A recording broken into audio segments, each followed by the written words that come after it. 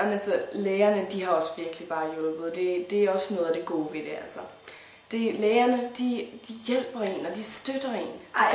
Jeg vil nu sige, at læger, de kan også godt være rimelig trælse, ikke? Altså, for eksempel, kan du huske ham der i USA, dengang jeg skulle have mine bryster for første gang? Jo. Altså, Tanja, hun tog med mig til USA, og jeg skulle have nye bryster, og det var også første gang, så jeg var sådan... Jeg har brugt, altså sparet op i mange år, og fået konfirmationspenge og børneopsparing, ikke? Ja. Og så kommer vi til USA, og jeg viser billeder af Pamela Andersen, siger, at det er sådan, jeg gerne vil have mine bryster. Ja. Og så siger han, at det ser unaturligt ud, og det vil han da ikke lave. Altså, hvad fanden sker der? Ja, hvad fanden sker der ikke? Altså, man står sådan med, jeg betaler dig penge for at gøre det her arbejde. Hvad er der så galt med at gøre det, jeg beder dig om, ikke? Det er totalt latterligt. Om så fik jeg det så alligevel, altså det han ville lave, og jeg blev også glad for dem, de var ret flotte. Ja.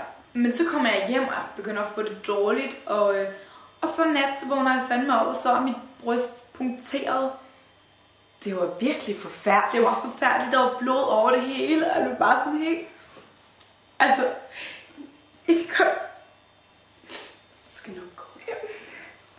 Det var en meget hård periode, det var det. Jeg prøver at være stærk omkring det.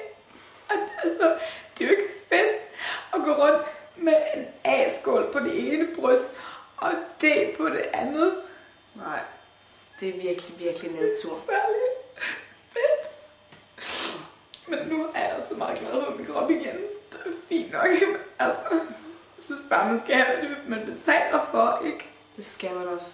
Især når man sparer op hele sit liv.